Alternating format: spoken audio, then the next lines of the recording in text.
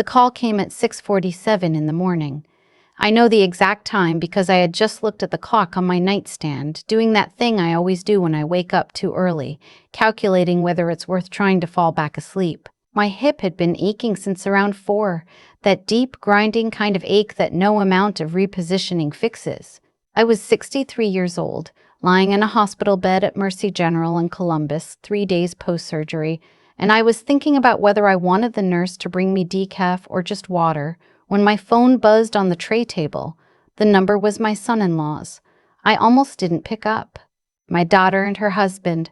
I'll call him my son-in-law because that's all he ever really was to me. A title, never a person I trusted. Rarely called before noon. Early morning calls from that number usually meant something had gone wrong with one of the grandkids, so I answered fast. Loretta. His voice was the way it always was, smooth, like someone who'd practiced sounding reasonable. Arthur. I waited. I wanted to let you know something before you heard it somewhere else. A pause. Theatrical. He'd always had a flair for that. We've listed the house. Yours. We found a buyer. Cash offer actually closes in 30 days. I didn't say anything. The Buick, too, he continued. Dealer's picking it up Thursday. Honestly, you got a decent number for a 2019. The room was very quiet. The monitor beside me beeped once, steadily. Arthur, I said finally, you sold my house. We had power of attorney, Loretta, your daughter and I. You signed it before the surgery, remember? In case anything happened during recovery. It covers financial decisions. I remember what I signed. Then you understand this is all completely legal. Another pause.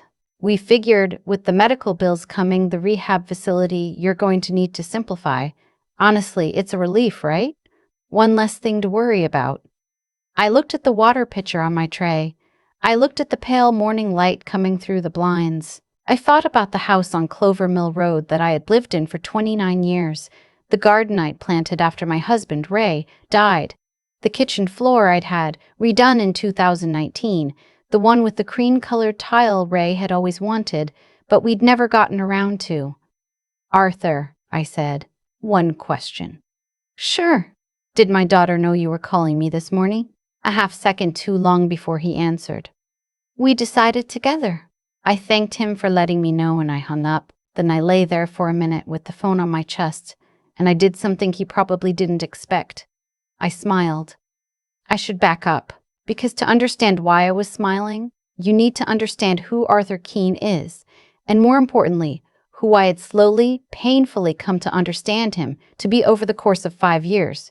My daughter Melissa married him when she was 31. I was cautious from the beginning, not hostile, cautious. Ray had been gone 4 years by then, and Melissa had been lonely in ways she didn't talk about, and Arthur arrived with this confidence, this polish. He had an answer for everything. That should have been my first signal. People who have an answer for everything are usually preparing for questions they already know are coming. He worked in commercial real estate, made decent money, or at least seemed to. They bought a nice house in Dublin, the suburb northwest of Columbus, and for a while things looked fine. Melissa seemed happy. They had a son, my grandson Cooper, who is now 7 and the best thing to come out of that whole marriage. The cracks started small. A comment at Thanksgiving about my house being a lot of space for one person. A question, just a question, very casual, about whether I'd thought about downsizing, and had I updated my will recently, and did I know what a living trust was because apparently they were very useful for avoiding probate. Just information. Just helpful son-in-law things. Then Ray's life insurance settlement became a topic. Not in a demanding way, in a concerned way. Arthur was concerned that I was keeping it in a low-yield savings account. He knew a financial advisor. He could introduce us. Just trying to help. I said no thank you, kindly, twice. After the second time, things got cooler between us. He stayed polite. Arthur was always polite, but there was something gone from the room when we were in it together. Then I needed knee replacement surgery. My right knee had been deteriorating for 2 years.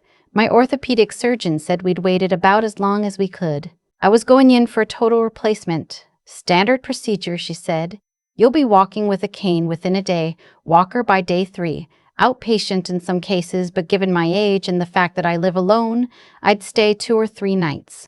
Before the surgery, my attorney, a woman named Gail Pressman, who I have worked with for 11 years, drew up the paperwork. Melissa came to the office with me. She was going to be my point person during recovery, coordinating with the rehab facility, managing anything that came up. Gail explained the power of attorney clearly. It was a durable power of attorney for healthcare and finances, limited in scope, active during the period of my incapacitation and recoverable at my request once I was deemed competent by my physician. What Arthur didn't know, what I had not mentioned to either of them, was what Gail and I had done the week prior. I had transferred the house on Clover Mill Road into a revocable living trust 2 years before. The trust was in my name. I was the trustee. I had a successor trustee, my old friend Harriet, who'd known me since 1987 and had no particular affection for Arthur Keene. The house, for all legal purposes, was held by the trust, not by me personally. The power of attorney Melissa held was real. It was valid, but it gave her authority over my personal assets. The house was not my personal asset. The house belonged to the Loretta Jean Whitmore Living Trust, and my daughter had no more authority over that trust than she had over the moon. As for the Buick, I had signed the title over to Harriet 3 weeks before the surgery. Just parked it in her garage, gave her the keys. My car, on paper, was Harriet's car. Arthur Keene had spent 5 years maneuvering toward a moment he thought was coming, and when that moment arrived, he reached for something that wasn't there. I called Gail from the hospital room at 7:15 that morning. She answered on the second ring. Gail is one of those people who is simply always on, and I told her what Arthur had said. He listed the house, she said. That's what he said. Has he contacted a title company? I don't know yet. All right, sit tight. He's going to hit a wall the moment anyone pulls the title search.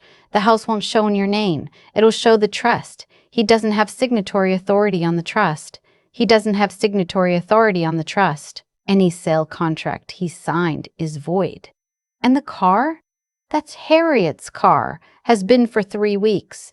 If he sold it, she paused. Loretta, if he actually sold the vehicle he had no title to, that's not a civil matter anymore. I asked her to find out what she could. She said she'd call me back within the hour. I asked the nurse for coffee. Real coffee, not decaf. My hips still ached. I watched the morning light move across the ceiling and I thought about Melissa, and that was the part that hurt. Not the house, not the car, that hurt. Not the house, not the car. My daughter. Gail called back at 8:40. Arthur had indeed contacted a real estate agent, a friend of his from his professional network, and had signed a listing agreement for the Clover Mill property. The agent had not yet run a full title search. When Gail's office contacted them with documentation of the trust structure, the listing was pulled within the hour. The agent, to her credit, was horrified and cooperative. The Buick was more complicated. Arthur had contacted a used car dealer, not a private buyer, and the dealer had given him a number, but the transaction had not been finalized. The dealer required a clear title, which Arthur had attempted to provide, using a duplicate title he'd obtained through the BMV using the power of attorney. Gail flagged this immediately to the Franklin County DA's office. What Arthur had done in attempting to transfer a title for a vehicle he did not own using a power of attorney that did not extend to that asset was fraud, not a misunderstanding, not an overreach. Fraud. Melissa came to the hospital that afternoon. I want to be fair here because fairness is something I've thought about a great deal in the months since. Melissa was not entirely innocent. She had known Arthur was making these moves. She had told herself they were practical, that I would understand eventually, that it was better to handle things while I was in recovery, so I wouldn't have to deal with the stress. She had let herself believe the story Arthur told her because the alternative, that her husband was defrauding her mother, was a story she couldn't hold. She sat in the chair beside my bed and she looked at her hands for a long time.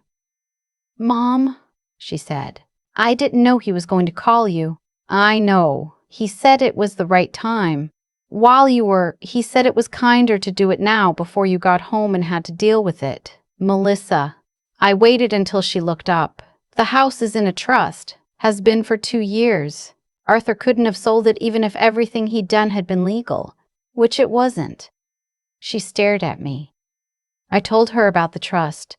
I told her about the car title. I watched her face go through several things in quick succession.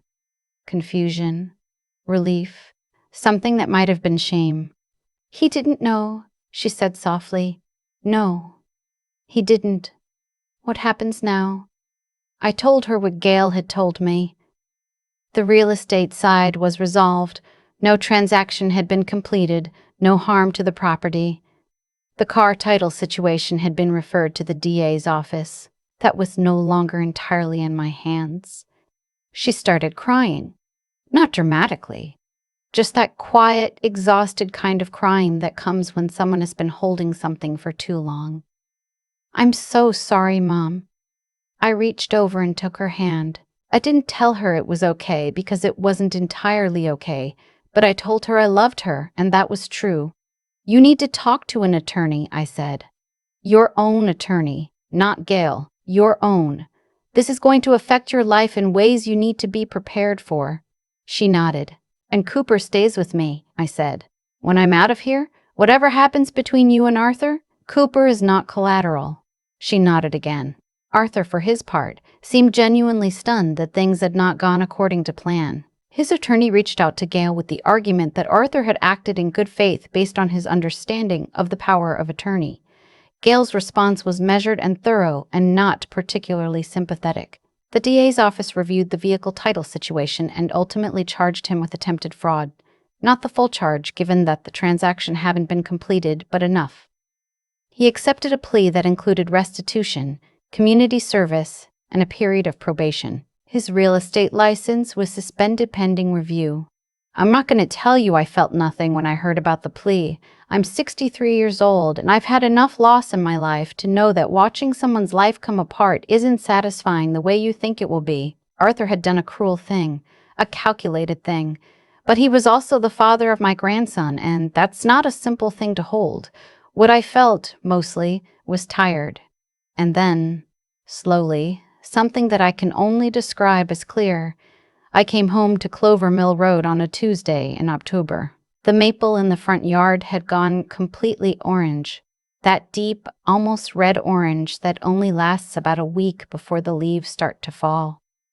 Harriet drove me. She helped me up the front steps with my cane, and then she sat with me in the kitchen and we drank coffee, and she didn't make a big thing of it. Which is why I've been friends with Harriet for 37 years. I sat in Ray's chair. It's technically my chair, but I've always called it Ray's chair. And I looked at the cream-colored tile on the kitchen floor, and I thought about what it means to protect something. Not out of selfishness, not out of suspicion, just out of the plain understanding that certain things are yours, that you built them, that they carry the people you've loved and the years you've spent and the mornings you've gotten through, when getting through felt like the hardest thing. Ray used to say that trust wasn't something you gave people. It was something they earned, over time, through small choices made when no one was watching. I used to think that was a little harsh. I understand it better now. My daughter and I are still working things out. It's not easy. It won't be quick. But she comes on Sundays with Cooper, and he sits at my kitchen table and does his homework while I make chicken soup. And last week he told me the house smells good, and I told him that's just what home smells like. And he seemed satisfied with that answer, in the way that 7-year-olds are satisfied with answers that are true. I'm not sure what I would say to anyone watching this who is in a similar position. Maybe just this. If you are an older woman living alone, with property and savings that people around you have started to discuss a little too frequently, a little too helpfully, please talk to an attorney. A real one, your own, not one suggested by someone who stands to gain. Talk to someone like Gail, who will sit across a desk from you and ask plainly, what do you actually want to protect? And how do we protect it before you need protecting? Because the worst time to build a wall is after someone has already walked through the door. I set the alarm before I go to sleep now, which is something I never used to do. Not because I'm frightened. Because I know what I have and I know what it's worth, and that kind of knowing changes you in ways that feel less like fear and more like finally being awake. The maple is bare now. The leaves went fast once they started falling, the way they always do.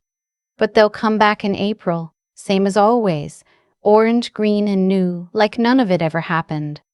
Some things come back. Some things you protect well enough that they never had to leave. People ask me sometimes if I'm angry. If I wake up in the middle of the night replaying that phone call, Arthur's voice so smooth and certain, telling me he'd sold the house I'd lived in for 29 years, telling me like it was a favor. Honestly? Not anymore. And I've thought about why that is. I think what I've come to understand, slowly over the months since, is that what Arthur did wasn't really about me. It was about who he was and who he had always been, playing out the only story he knew how to tell.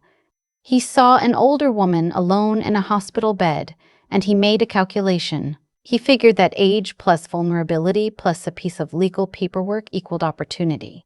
He was wrong, but that wrongness didn't come from nowhere. It came from a lifetime of small choices, of looking at people and seeing only what he could take from them. That doesn't happen overnight. That's built, slowly, choice by choice, until one morning you pick up the phone and call your mother-in-law in the hospital and feel nothing while you do it. That's not a judgment. That's just what I've observed.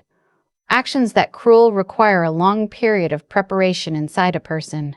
And the thing about that kind of preparation is that it tends to keep going until something stops it. Arthur needed to be stopped, not out of vengeance. I want to be clear about that. But because people like that don't stop on their own. The mercy, if there was any, was that it ended where it ended and not somewhere further down the road. As for me, I prepared too, just differently. When I sat with Gail 2 years before the surgery and signed the trust documents, I wasn't thinking about Arthur specifically. I was thinking about Ray and how much he would have hated for that house to leave our family through anything other than our own choosing. I was thinking about the kind of woman I wanted to be at 60, at 70, at whatever age I managed to reach. Someone who had looked at her own life clearly and made decisions from that clarity rather than from fear or wishful thinking. That's the thing I'd want anyone to take from this, if there's anything worth taking. Not the legal strategy, not the trust structure. Those are just tools, and tools are only as useful as the person holding them. What I mean is the habit of thinking ahead, of asking yourself while everything is still fine, what you actually want to protect and why. Of not waiting until you're in a hospital bed to have conversations you should have had years earlier. Melissa and I are still finding our footing. It's not easy, and I won't pretend otherwise. But Cooper sat at my kitchen table last Sunday and asked me to help him with his spelling homework, and I did. And afterward he told me my handwriting was old-fashioned, and I told him that was because I was old-fashioned, and he thought about that for a second and said that was okay with him. That's enough. That's more than enough. I keep the alarm set now, not because I live in fear, but because I live in full knowledge of what I have and what it costs to keep it. There's a difference. Fear makes you small. Knowledge, honest, clear-eyed knowledge about the world and the people in it, makes you careful in the way that a person who loves something is always careful with it. Ray used to say that trust was earned in small moments. No one was watching. I didn't fully understand that when he said it. I do now.